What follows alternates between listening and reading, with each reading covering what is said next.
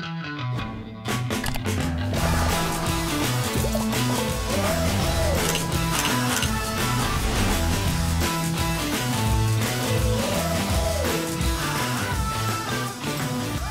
begini ya Mbak Ayu ya, jadi sungsang apakah bisa lahir secara normal? Jawabannya bisa, sebetulnya bisa.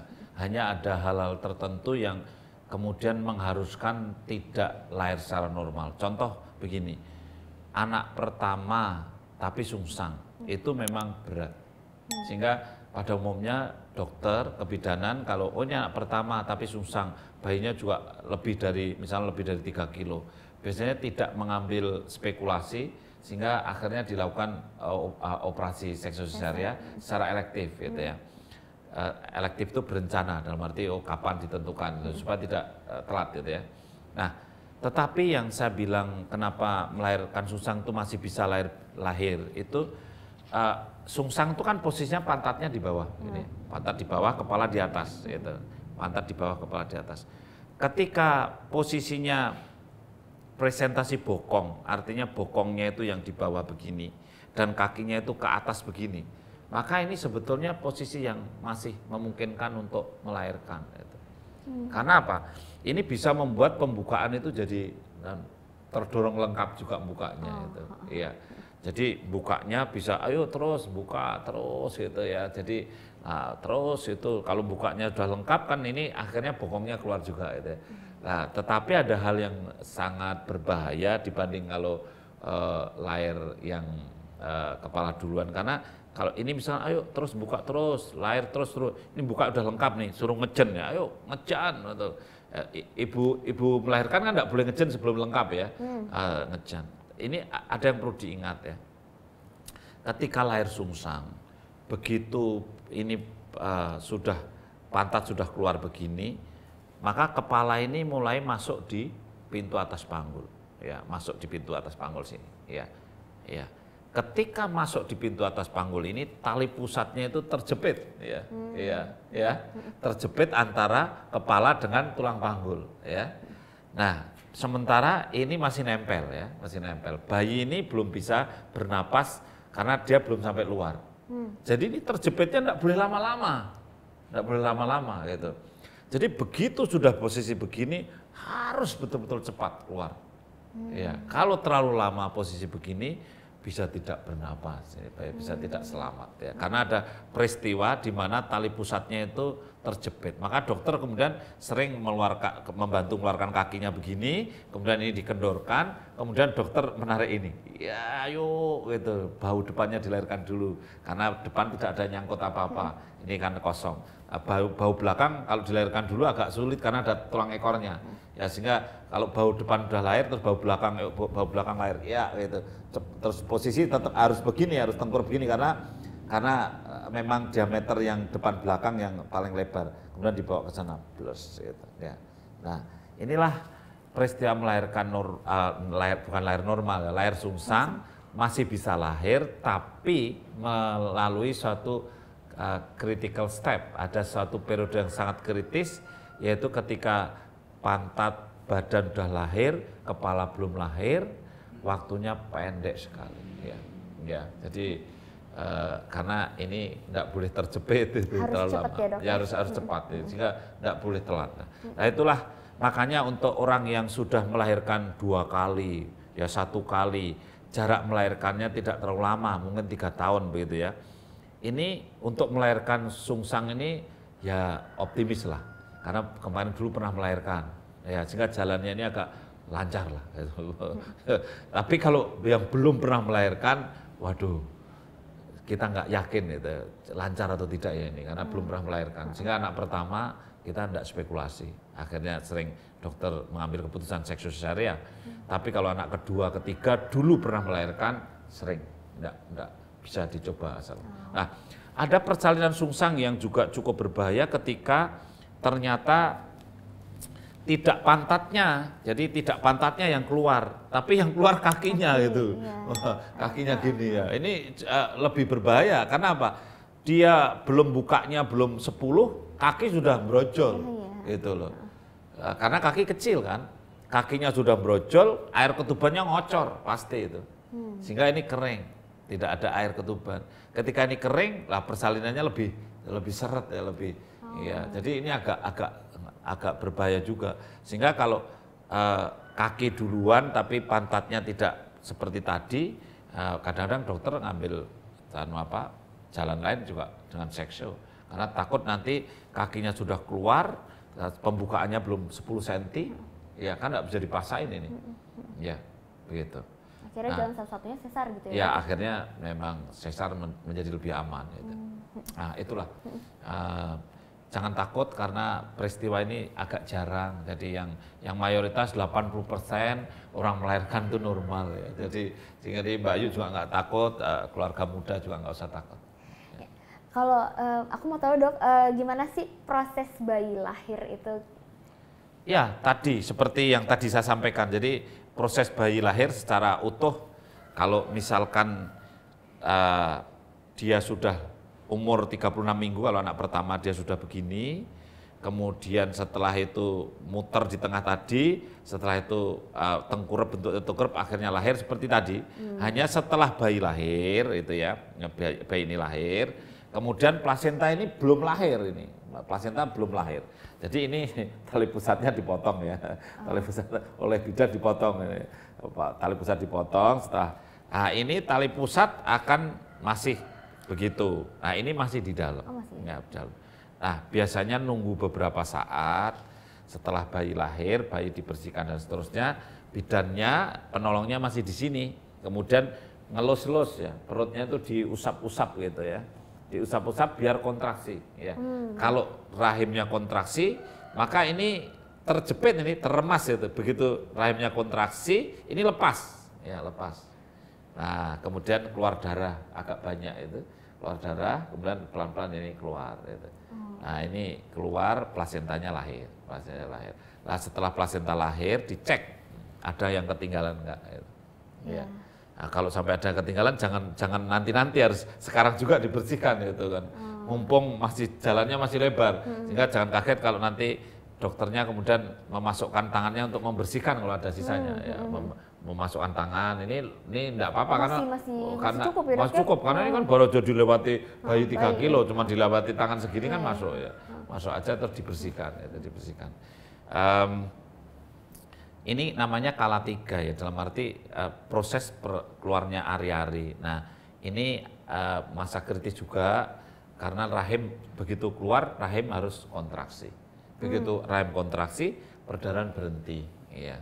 Nah kalau orang yang sudah melahirkan berkali-kali, sampai lahir 5 kali, banyak kali gitu ya, biasanya plasenta lahir, rahimnya itu lembek. Ya. Makanya kalau dokter seperti saya nolong orang yang sudah hamil 4 kali, 5 kali, itu kita takut juga ya, karena sering begitu plasentanya lahir, rahimnya tidak kontraksi, kemudian perdarahan banyak. Ya. Nah itulah proses melahirkan seperti itu.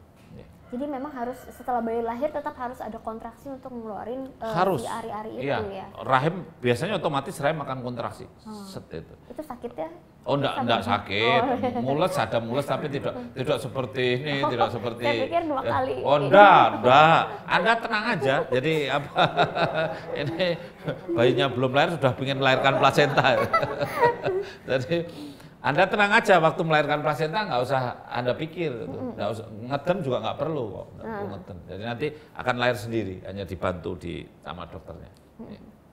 Nah, untuk bayi lahir kan selain ada kontraksi juga harus ada usaha dari ibunya, yaitu mengejan tadi ya dok. Ya. Asalkan pembukaannya sudah cukup tadi, sudah 10 tadi ya. Ya. Ini sering terjadi loh, bukanya itu belum 10, sudah pingin ngeden. Itu loh. Nah, ini nggak sadar atau gimana tuh dok? Ya karena gini, karena kepala bayinya sudah turun. Ketika kepala bayi turun kan refleksnya seperti orang pingin BAB itu loh. Rasanya kan seperti itu, sehingga dia pingin ngejan, ya pengejan. Padahal bukanya belum cukup itu. Nah itu juga berbahaya karena kalau ngejan terlalu kuat, bukanya belum cukup, maka kemudian bisa robek, mulut rahimnya bisa robek. Makanya kalau dokter bilang ini bukanya berapa dokter?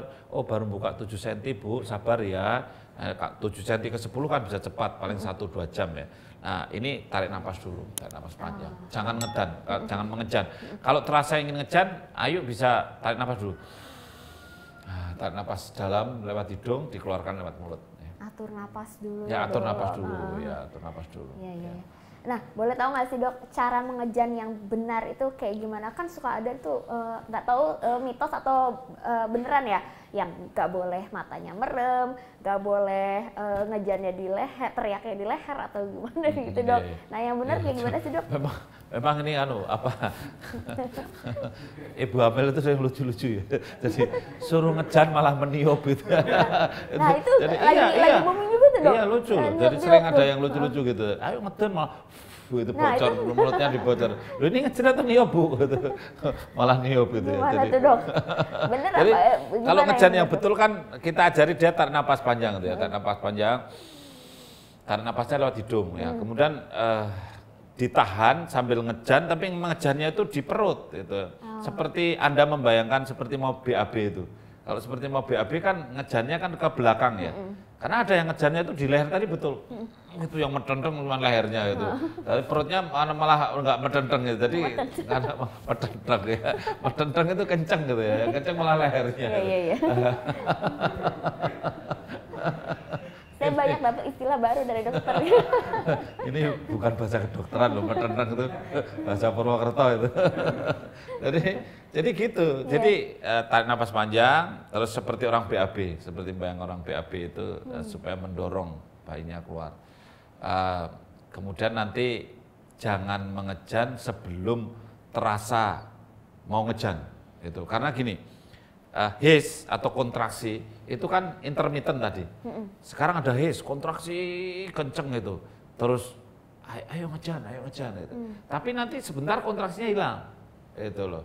Kalau pas kontraksi hilang jangan mengejan gitu loh. Tarik napas dulu biasa, tarik napas biasa. Atur napas itu aja.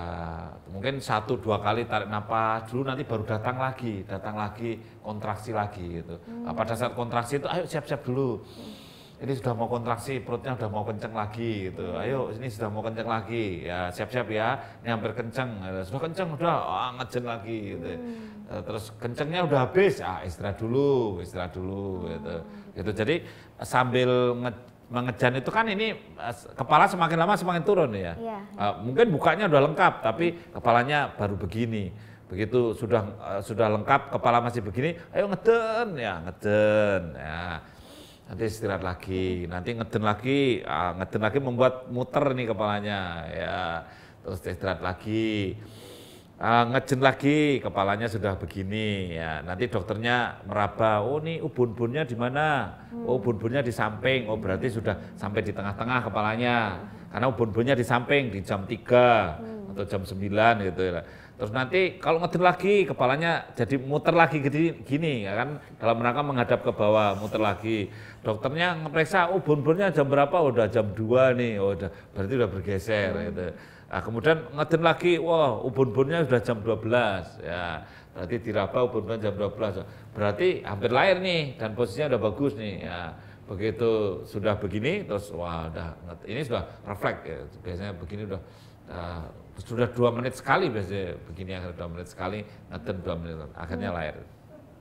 Tenang saja karena ini tidak ada yang emergensi kecuali bayinya denyutnya itu kritis karena ketubannya habis atau apa, tapi karena tali pusatnya masih bebas di atas, kemudian tidak terjepit itu, ini kan lunak, badannya lunak, perutnya lunak. Kalau tali pusatnya ada di bawahnya kan tetap tidak ada masalah. Beda dengan yang sungsang tadi ya.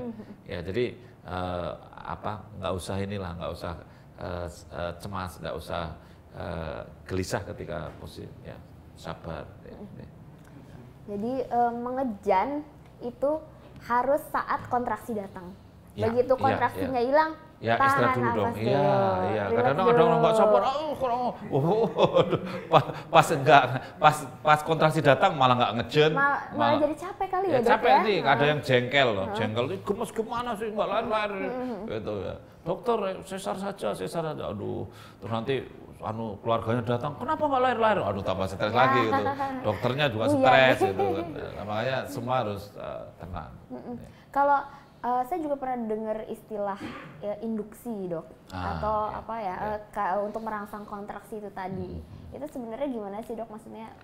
Jadi begini, ada yang pembukaannya itu tidak maju sesuai dengan harapan.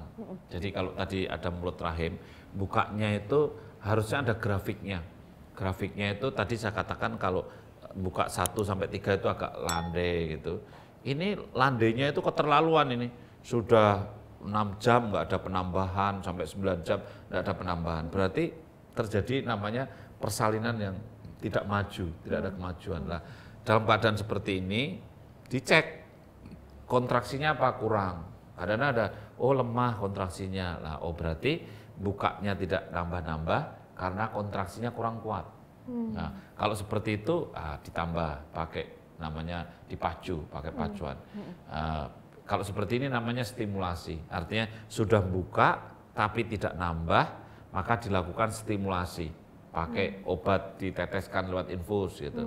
Nah, induksi itu beda lagi, induksi itu belum ada pembukaan sama sekali, jadi beda ya, jadi induksi sama stimulasi kan beda ya. Kalau induksi itu namanya diinduksi itu kan belum ada apa-apa, diinisiasi, maka kemudian belum buka, belum ada apa-apa, tapi hamilnya lewat waktu. Sudah mundur seminggu, mundur 2 minggu, ketubannya sudah keburu habis, gitu. Maka diinduksi, dipacu untuk supaya dia muncul kontraksi. Gitu. Jadi ada bedanya antara yang belum buka sama yang sudah buka. Gitu. Ya. Oke. Jadi sebenarnya aman-aman aja ya dok kalau misalnya yang penting ada alasannya, ada alasan. Ada Jadi alasannya. ini kan dokter selalu memacu ini ada alasannya. Oh ya ini dipacu karena memang perlu dipacu karena tidak maju tadi. Kemudian dirangsang diinduksi karena memang perlu diinduksi. Ya. Jadi sudah ada pertimbangannya dan dokter tidak pernah akan memacu kalau kepalanya tidak posisinya nggak bagus, kemudian tidak memungkinkan lahir, gitu. Ya tidak akan dikerjakan. Ya. Jadi mengerjakan induksi atau pacuan karena dokter punya rasa optimis bahwa ini bisa lahir lewat bawah. Ya, tidak perlu sesar. Kalau stres nih dok, kadang kan yang tadi kan nunggu lama atau apa, kadang-kadang jadinya si ibu ini jadi stres gitu, mengganggu persalinan nggak tuh dok? Ya tadi sudah saya sampaikan bahwa kalau stres tuh mulut rahimnya jadi kaku, ya, tense of labor, tense of mind itu, jadi mulut rahimnya jadi kaku kalau stres sehingga bukanya tidak nambah-nambah. Maka tadi saya sampaikan ada loh orang yang melahirkan tuh stres terus bukanya nggak nambah-nambah, begitu disuntik pakai penenang langsung bes gitu ya.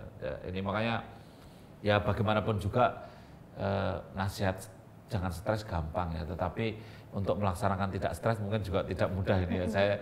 Saya memaklumi lah, tetapi berusahalah untuk menenangkan diri gitu ya. Ya. Tapi kalau Mbak Ayu ini tipenya tipe yang bisa menenangkan sendiri ya, tidak yang tipe reaktif gitu ya. Karena ada yang perempuan itu yang reaktif sekali, baru sakit sedikit, sakit sekali. Atau ya sakit sekali, sakit luar biasa gitu kan. Kalau sakit sedikit aja bilang sakit sekali gitu. Agak lebay berarti. Lebay ya, jadi buka 1, sakitnya dokter, aduh. Bagaimana ya baru buka 1 sakitnya, terus nanti kalau buka 9 itu terus kayak apa itu kan gitu loh. Cuma kan memang keputusan pengen normal, pengen sesar itu kan kembali lagi ya ke masing-masing. Kalau saya sih pribadi maunya normal gitu ya dok. Harus diniatkan sejak awal ya. Sejak awal kalau semua running well tidak ada masalah, sejak awal harus diniatkan bahwa saya ingin normal ya, karena 80% ya insya Allah melahirkan itu normal. Tapi ada selentingan juga nih dok, terutama dari yang suaminya, katanya kalau misalkan melahirkan sesar itu untuk berhubungan seksnya itu masih sama seperti yang sebelum dia melahirkan, karena kan belum ada pembukaan apalah segala macam. Jadi daripada yang normal lebih longgar lah. Itu gimana tuh dok? Iya ini ya gimana ini, saya agak geli-geli juga ini. Buat jawaban ke para suami nih, kalau misalnya normal nggak gitu juga kan? Iya, ini aneh. Saya sebagai dokter, sebagai praktisi, dan saya juga punya istri, punya anak, dan istri saya melahirkannya semua normal. Itu istri saya tidak pernah sesar. Istri saya tidak pernah sesar. Ya. Jadi begini, rupanya gini ya. Kalau perempuan itu melahirkan berkali-kali, ya, itu memang rahim itu relatif kendor. Rahim itu bisa turun, ya, turun. Rahim turun, ini kemudian dinding vagina itu bisa kendor, otot-ototnya bisa kendor, itu betul, ya itu betul. Tetapi kalau hanya urusan masalah luka, robek, ini sebetulnya ya, mohon maaf ini saya menggunakan bahasa kedokteran ya, vagina itu sangat sakti, saya katakan ya. Vagina itu ada, vagina itu robek kanan, robek kiri, compang-camping itu dijahit itu hasilnya itu pulihnya itu luar biasa. Saya sendiri sering kaget, nggak nyangka loh kalau pulihnya itu bagus sekali gitu. Dokternya mengembalikannya itu cuman ya semampunya karena kadang-kadang robek itu kan compang-camping. Nggak usah takut ya, tapi ada yang digunting ke kiri malah robek ke kanan itu karena loh, Dok. apa? Ngilu. Mendengarkannya aja gitu. Kadang-kadang kan orang melahirkan itu kan pantatnya diangkat, padahal kan jangan diangkat pantatnya. Kalau begitu pantatnya diangkat kan benturannya itu kuat itu. Benturan itu menimbulkan robekan itu. Kalau kita bayangkan ya, kadang-kadang aduh ini besok kayak apa gitu. Ternyata setelah kembali pulih itu betul-betul tidak ada bekasnya. Oh gitu. Ya, jadi luka. Jadi nggak berpengaruh ya? Iya, makanya pengaruh itu kecil sekali ya. Iya. Ini jadi masih sama begitu ya? Iya sama. Rasanya gitu. sama. Oh rasanya. Saya sebagai praktisi juga ya, karena istri saya melahirkan terus ya. Jadi jangan terlalu terpengaruh oleh apa ya istilahnya kadang-kadang isu-isu yang tidak mesti benar itu. Nah, tetapi kalau misalkan rahim turun apa itu memang ada ya. Jadi ketika melahirkan berkali-kali gitu. Jadi kalau menurut saya alasan untuk hubungan seks supaya masih nyaman itu untuk sesar itu nggak masuk dalam alasan itu. Ya, jadi jangan sampai ada indikasi seperti itu. Ya. Sesar karena memang ada kebutuhan mendesak yang mengharuskan dia sesar. Iya, gitu sesar itu karena kebutuhan yang emergensi, mendesak atau boleh juga tidak mendesak, tetapi karena memang tidak bisa lahir lewat vagina. Gitu. Contoh yang tidak mendesak apa? Ari-arinya di bawah, plek, nutupi di bawah gini, nempel itu. Bayinya di atasnya begini. Bagaimana mau lahir? Nggak bisa dong. Ya. Karena plasenta nempelnya di bawah. Nah, ini tidak mendesak tapi direncanakan. Besok kalau udah 9 bulan seksio ya, karena ini ari-arinya nempel di bawah. Gitu. Itu contoh. Ya.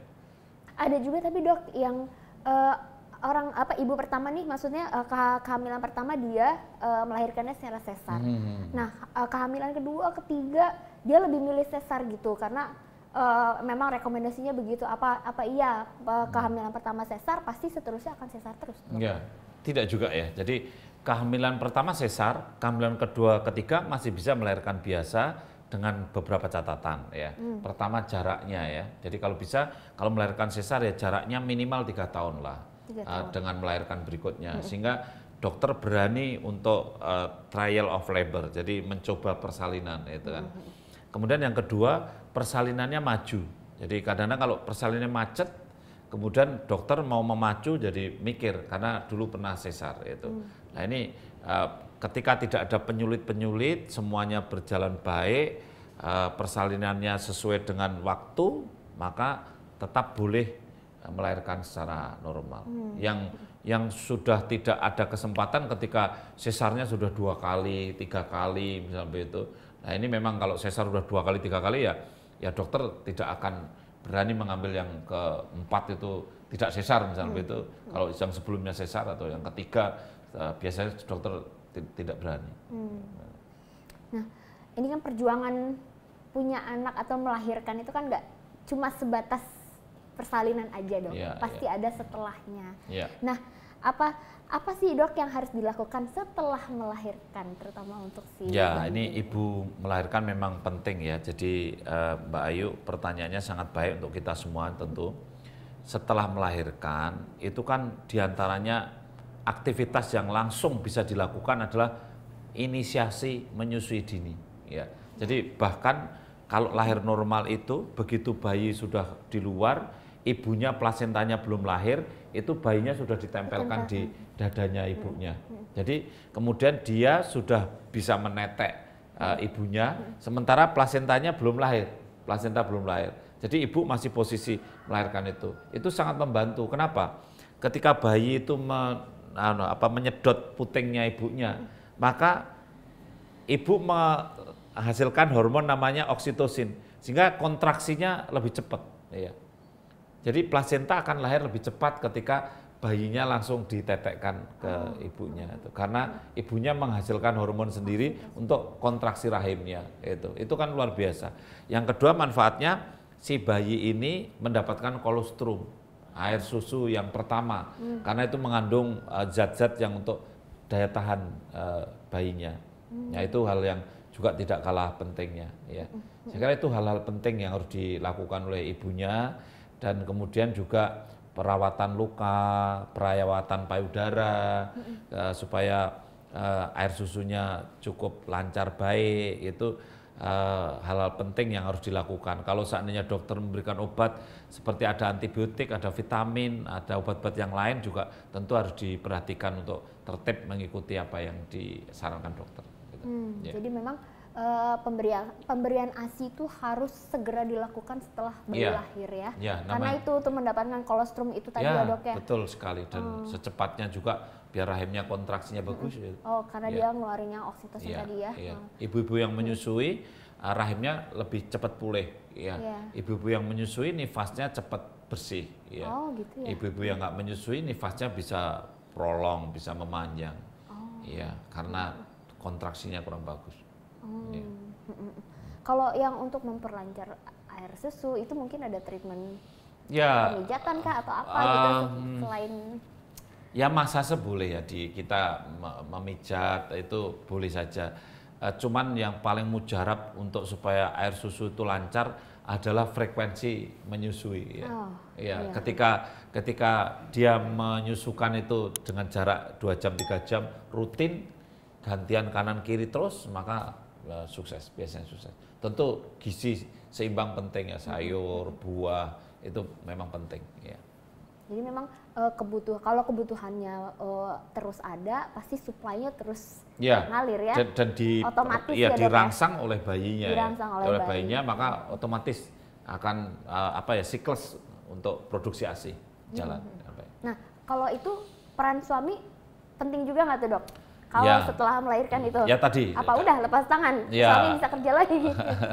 Apa gimana? Suami cuti pasca melahirkan kan, saya sudah pernah cerita bahwa itu menjaga psikologis ibu ya, yang supaya ibu itu kemudian akhirnya tenang dan kemudian tidak ada baby blues, tidak ada postpartum blues, tidak stres. Karena begini ya, ada ibu-ibu yang cuek kepada anaknya, tidak tahu kenapa setelah anak saya lahir itu kan saya tidak ada rasa iba, tidak ada rasa cinta, itu tanda-tanda bahwa dia itu galau, cemas. Itu biasanya kalau ada suami ini sangat mensupport sekali ya, suami untuk kita kemudian akhirnya sukses menyusui, sukses untuk merawat bayi. Awal-awal ini menurut saya penting, apalagi anak pertama loh, anak pertama kan sama-sama belajar toh. Iya betul. Ya suami juga harus belajar, memandikan aja kan, sudah belajar memandikan belum Mbak? Belum. Nah makanya suami juga harus belajar memandikan loh, belajar gendong itu.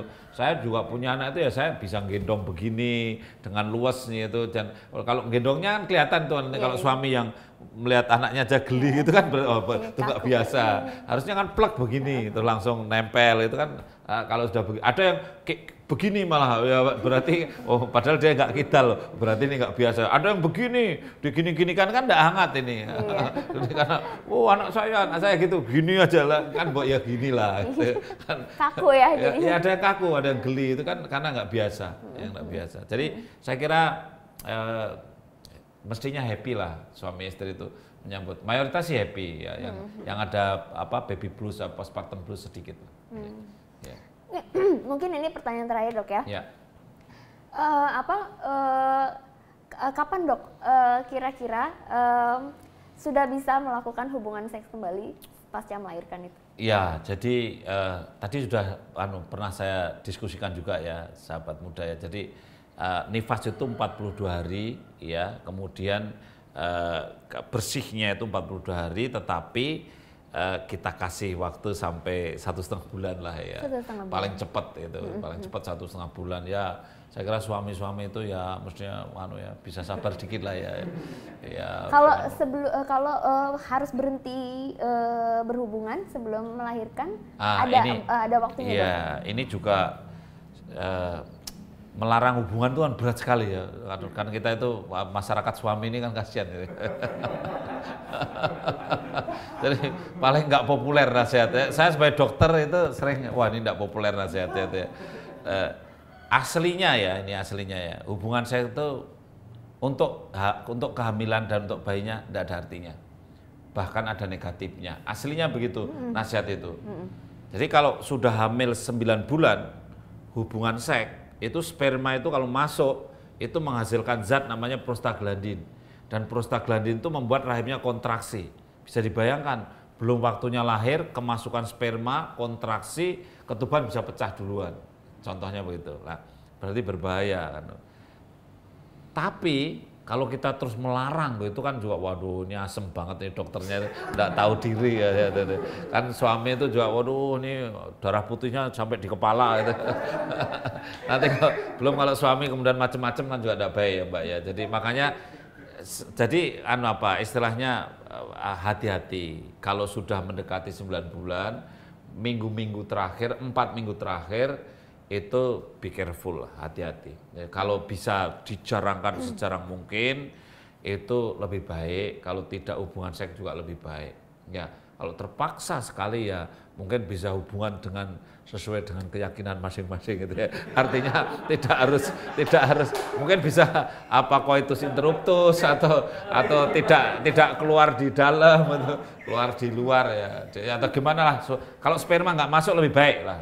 Tapi saya pernah dengar itu dok, itu bisa merangsang kontraksi dok. Iya tadi baru. Jadi kalau sperma masuk ini kan kemudian ada prostaglandin tadi. Jadi itu dibutuhin pas sebelum melahirkan nggak? Nah itu yang ya, kan nggak perlu itu kan nggak perlu. Jadi ada yang bilang kalau menjelang melahirkan justru harus sering-sering gitu. Sebetulnya betul juga kalau sering pasti kontraksi ya. Tapi kan tadi ada bahayanya. Ada kontraksi yang alami. Lebih baik kontraksi alami atau kontraksi dileboni sperma, karena dimasuki sperma tadi gitu kan. Ya jawabannya lebih baik kontraksi alami. Karena kalau dimasuki sperma tadi dosisnya nggak jelas, kontraksinya nggak jelas, dampaknya nggak jelas gitu. Jadi memang nggak salah sih, udahlah dijemput aja hubungan suami istri biar kontraksi gitu. Lah itu istilahnya bukan ala dokter itu. Jadi tapi ada bahayanya lah, intinya ada bahayanya. Terima kasih dokter, banyak banget pertanyaan saya nih, jadi banyak tahu dan banyak persiapan juga. Saya juga bisa antisipasi kalau misalnya ada sesuatu yang berbahaya atau masih aman-aman aja nih di usia saya yang udah masuk trimester 3 ini. Jadi nggak buru-buru ke dikit-dikit ke dokter, tapi memang harus waspada ya dok. Mana yang penting, mana Ayu bisa membedakan. Jadi saya kira Mbak Ayu sudah luar biasa bisa menangkap apa yang saya sampaikan, dan harapan saya Mbak Ayu bukan tambah takut tapi tambah optimis bahwa proses melahirkan adalah proses yang normal, semua orang juga menjalani itu, bahkan lebih dari 80% persalinan itu harusnya normal, tidak usah buru-buru. Insya Allah Mbak Ayu kelahirannya normal, sehat, juga semua sahabat muda yang hamil saya doakan kehamilannya sehat dan juga lahirnya normal, gitu ya. Demikian sahabat muda dan keluarga muda, jumpa kita dalam diagnosa, dialog ringan obrolan santai kali ini bersama Mbak Ayu yang luar biasa. Sahabat muda sudah ikut proses persalinan yang sangat heboh tadi, mudah-mudahan bermanfaat dan sampai ketemu di diagnosa episode berikutnya. Jangan lupa kalau ada komentar, ada usulan bisa disampaikan melalui kolom komentar. Ya. Terima kasih. Wassalamualaikum warahmatullahi wabarakatuh. Terima kasih. Terima kasih dokter.